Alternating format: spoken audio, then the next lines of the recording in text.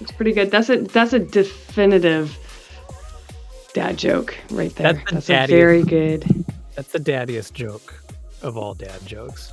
That's right. You are. Good thing you're a dad. It is. It is a good thing, and my kid often enjoys my dad jokes. There are some dad jokes that I've given you that you probably should not pass to the kid yet. Oh, 100%. Hi, everybody. Welcome back to the Elder Elves, where a couple people who are closer to dying than you are play video games. Oh, my God.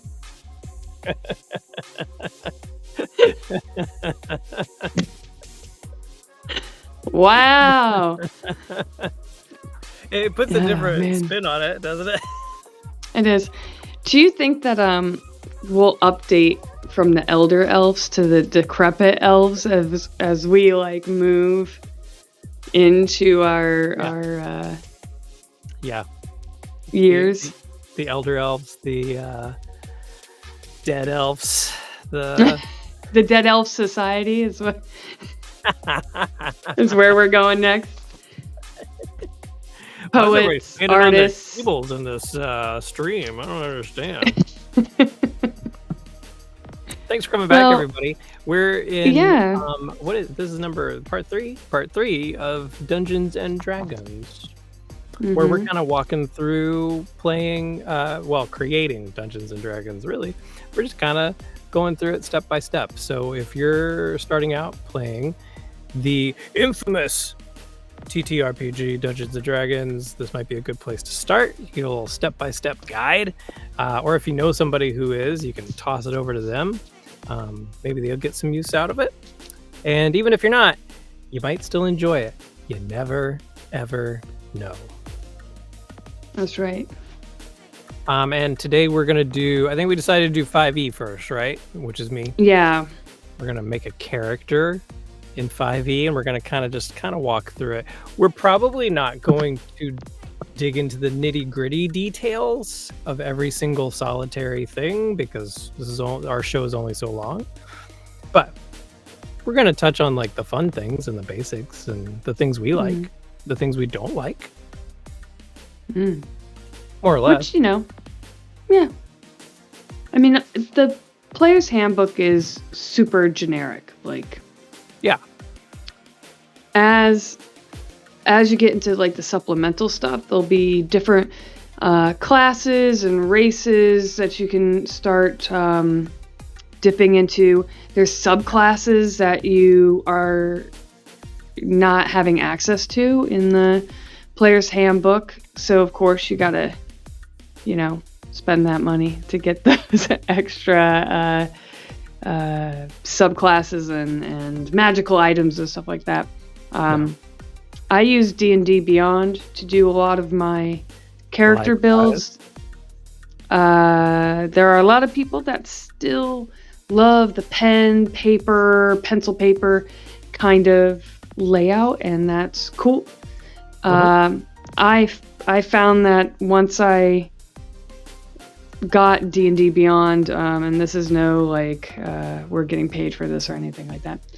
But we're not plugging the company whatsoever. No. But once I got that, I found for me that it was easier to streamline a lot, because part of my issues with playing was the crunchiness of it, the keeping track of my hit points and my spell slots and all of those kinds of things. So I found that D&D Beyond actually helped me a lot.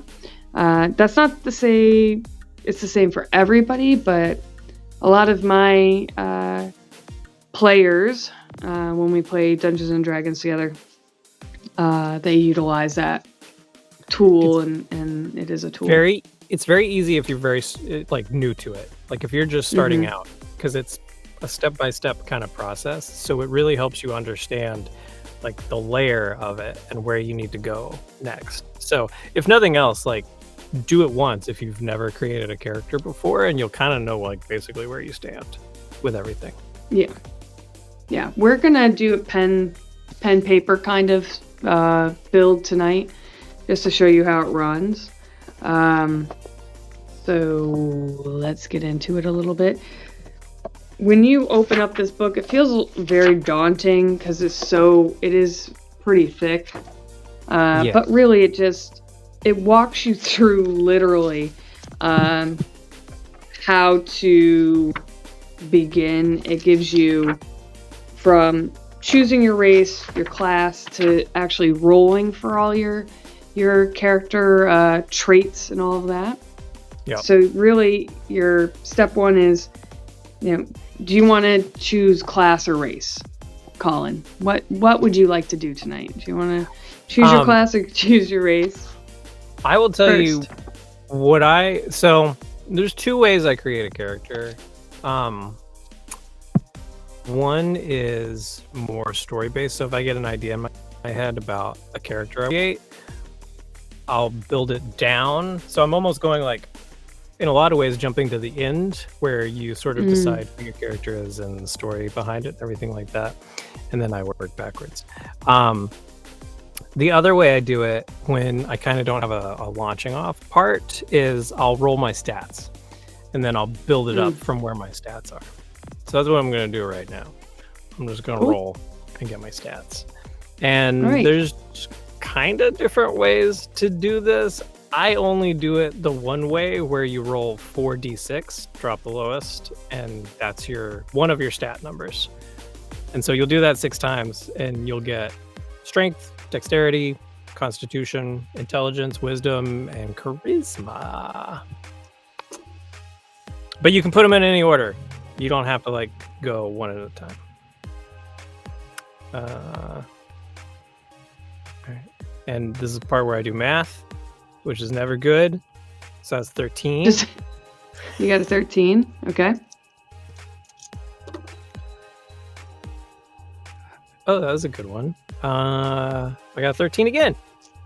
Nice. I haven't rolled up stats in a really long time. Oh, geez. Oh, wait. Nope. That's good. That's 12. Oh, all right.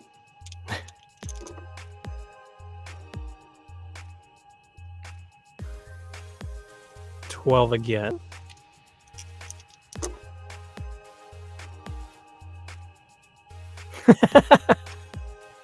$12 again. Wow. All right. I think those dice are weighted. Yeah.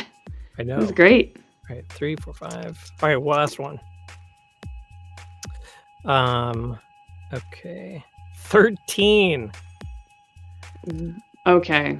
That's insane. And I swear to God. That's okay. Sure. All right.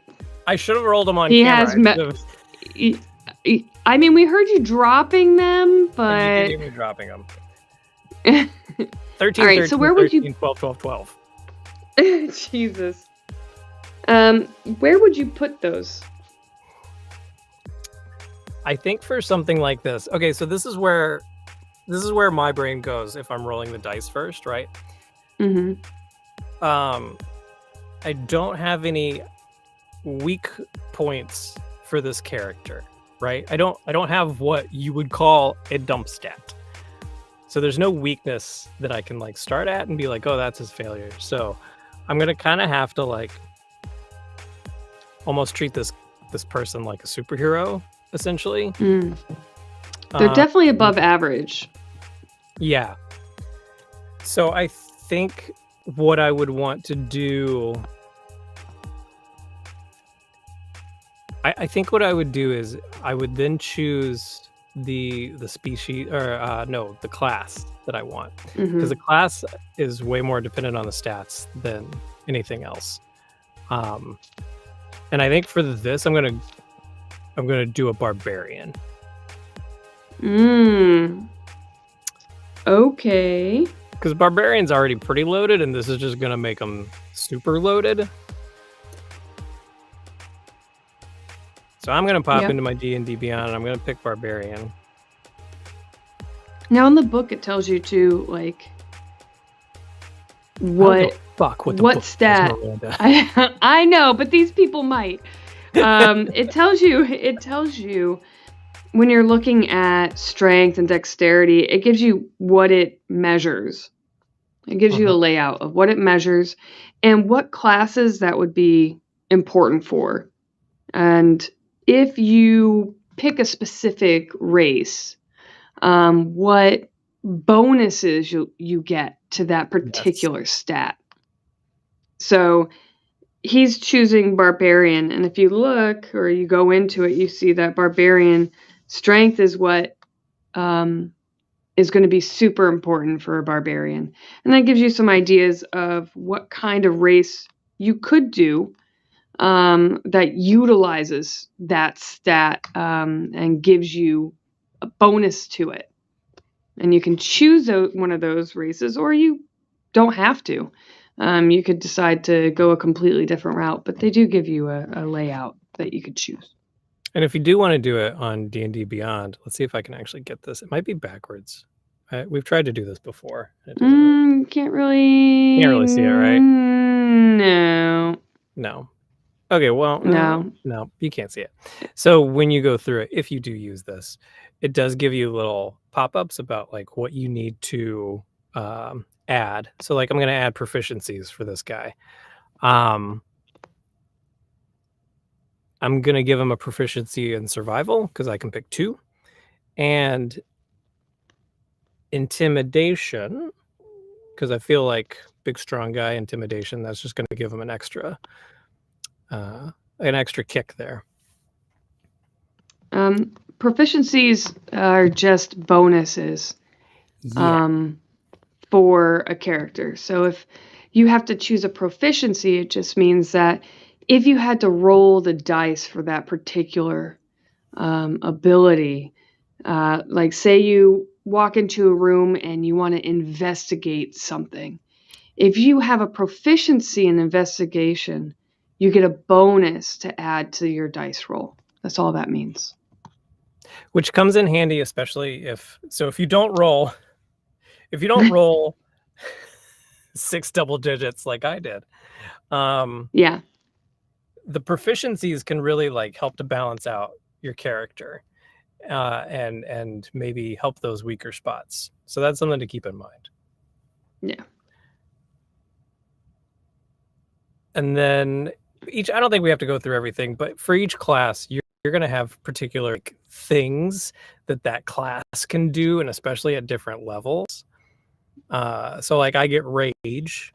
So in battle, you fight with primal ferocity. On your turn, you can enter a rage as a bonus action, which is good to know. And all this stuff would make sense more once you start playing it. You're not going to understand any of it your first time out, and that's okay. And don't let anybody make you feel otherwise. Just know a lot of it is going to be bonuses to your dice rolls, or attack bonuses where you get extra for hitting or extra damage to be dealt. You know what? Nobody ever told me, not that a lot of people talk to me about this, but if you play those turn-based RPGs like Final Fantasy and stuff like that, you are more or less playing like a version of Dungeons and Dragons. So if you enjoy those games, which is funny because I love Dungeons and Dragons, but I hate those games. So, but what's fun for me about Dungeons and Dragons is not the combat and like the turn-based stuff. It's all the other thing. It's the improv and the storytelling and everything like that. That's where I really pick it up. Yeah, I like the turn-based. It's fun. Sometimes. People do. Sometimes. Not. It depends on the game. But D&D is now a lot more streamlined than what it was. So, Advanced Dungeons and Dragons, which are the books that I have, that I started out on, felt very daunting, and I didn't know really where to begin at. Yeah. And they're like, just read the book, and I'd read it, and I'm like, this is like, boom, I need to sit down and play it, you know? Okay, so then what I'm going to do is I'm going to pick a race of the character. This is one of those things that you were talking about where like if you are using D&D Beyond, you're limited unless you buy.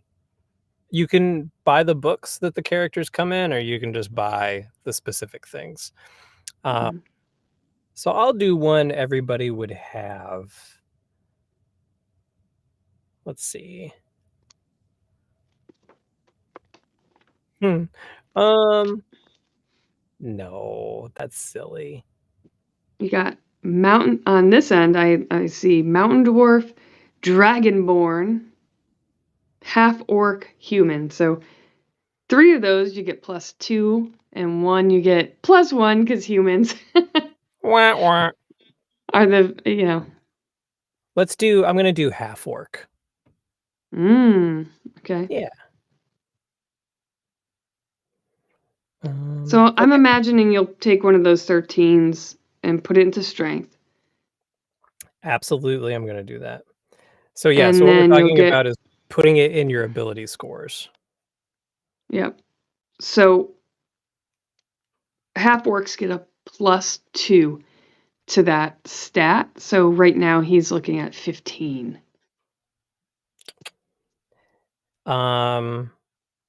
Okay. So I'm gonna do. Well, this is insane. All right, I'm gonna do 13 for dexterity too. Okay. I'm gonna do. Oh, I'm just gonna go across the line. I'm gonna do 13 for strength, dexterity, and constitution, and then 12 for intelligence, wisdom, and charisma. Now, for those stats, guys, charisma is your confidence. A lot of people think it's like how hot your character is or whatever, but it's their confidence, their leadership abilities, eloquence, anything that you have to have some charismatic persona for. And we all know, right, that like if someone's super charismatic, you find attraction in them. But they don't have to necessarily be the hottest supermodel that you've ever seen. It could just be like this average kind of person that just brings it, Your wisdom is your awareness and intuition. Your intelligence is your information, analytical recall, skill, that kind of stuff. Constitution is your health. Yep, That's, that makes sense. That's the, stamina, vital force. It's what will give you, your basis of your hit points. Yeah, right? That's what your hit points are taken from. And your hit points are basically gonna be like your hearts, right? More hit Yes. points you have, the more damage you can take. Um, what else did we cover? Dexterity is your physical agility stuff, reflexes. Your armor class usually comes Yep. out of your dex. A lot of weapon proficiencies, just like we were talking about earlier, are tied for barbarians, they're usually tied to strength, depending on the weapon you Yes. choose, but a lot of other weapons are tied to dexterity. Like, I think bow is, short sword, I believe.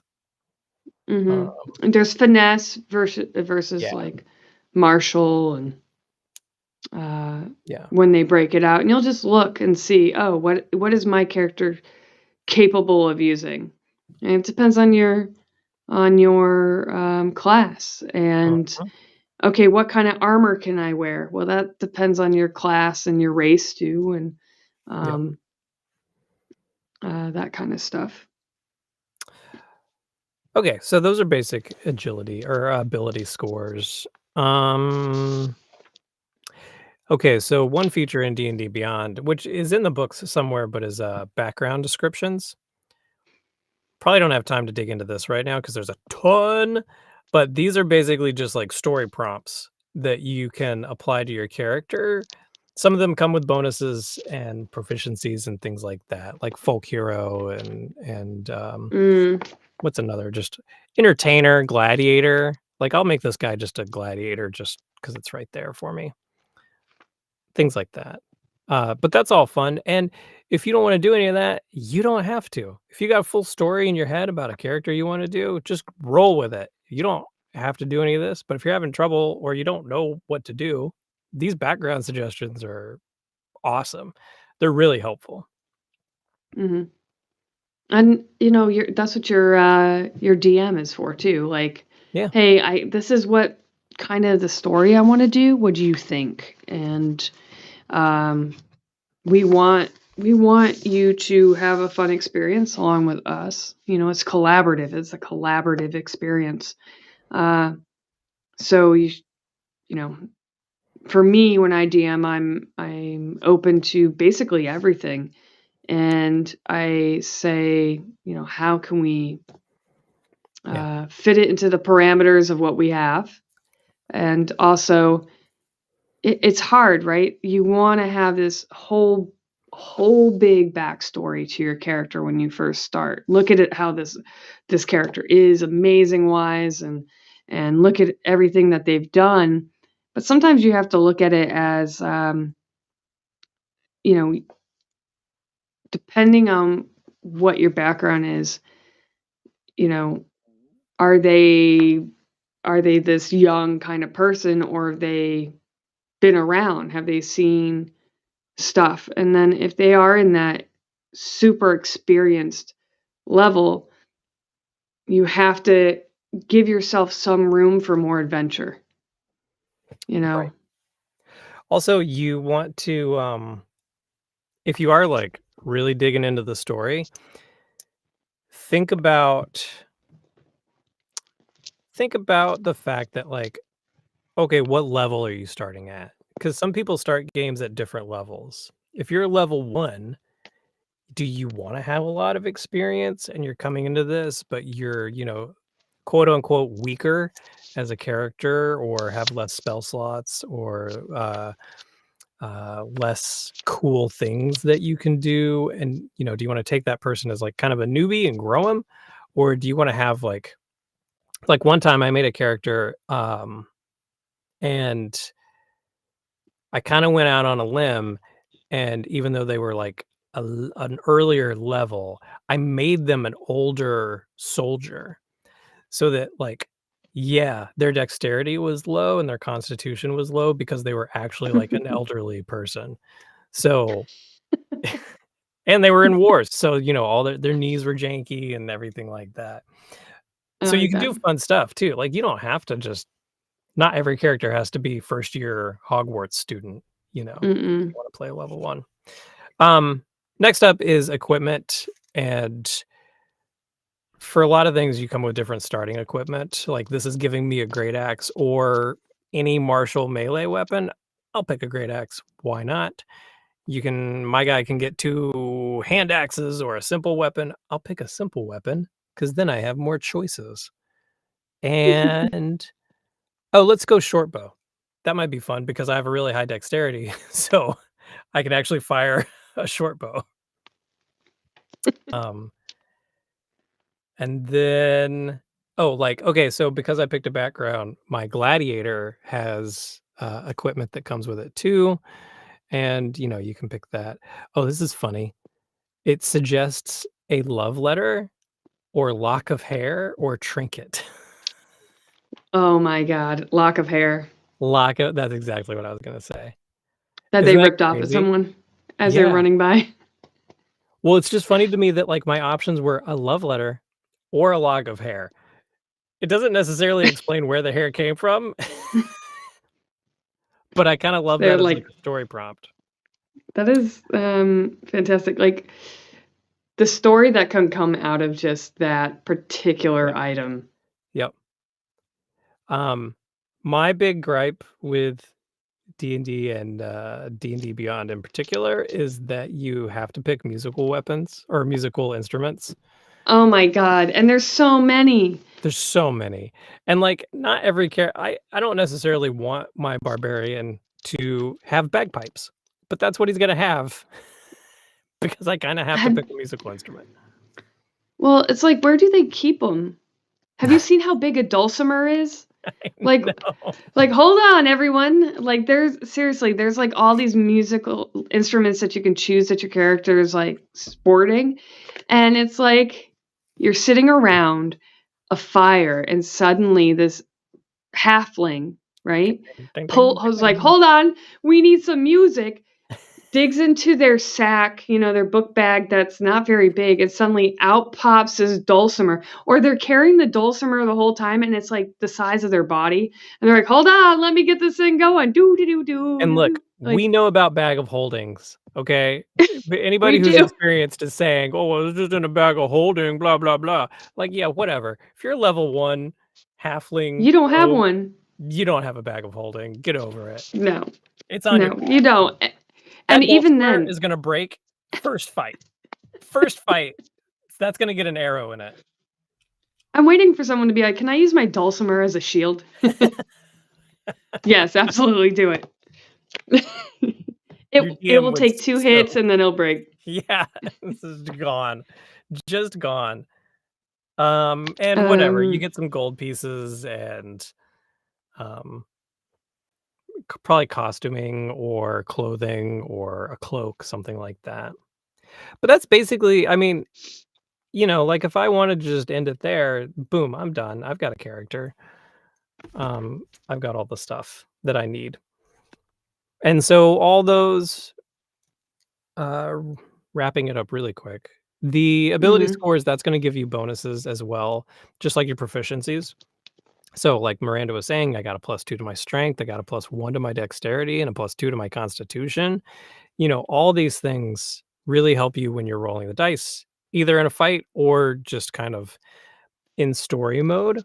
So that's something to think about, especially if you wanna play the game. If you wanna tell a story, you don't necessarily have to worry about that stuff super a lot, but if you're really playing the game and you're rolling and you want to succeed, those are things that are definitely gonna come into play.